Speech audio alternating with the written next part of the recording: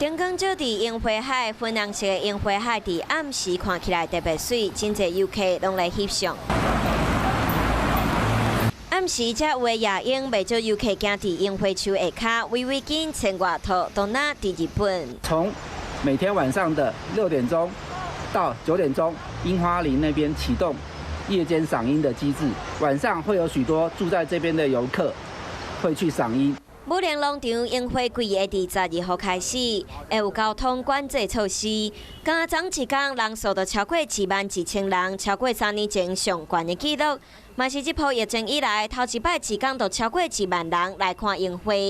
只有车证的人才可以从中124线进入武陵农场，或者是搭乘赏樱专车由国光号及风客 大众运输进入，晚上11点以后，我们会和雪霸国家公园警察小队实施强力的清园动作。明仔开始要看樱花，除了主办的团客，还有在农场的民众会当入场，其他的民众拢爱坐大众运输。另外，南投的高族文化村嘛真适合看樱花。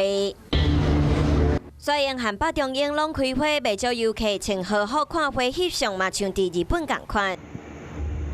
过游乐园内底种超过5000丛的樱花，游客到暗时就会当看到夜莺的美景。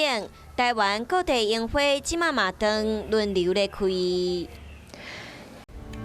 我是陈雅玲，想要跟我一起从零掌握天下事吗？赶紧按下华视新闻 YouTube 频道的订阅按钮，开启小铃铛，跟我一起探讨公共议题，给您最专业的华视新闻。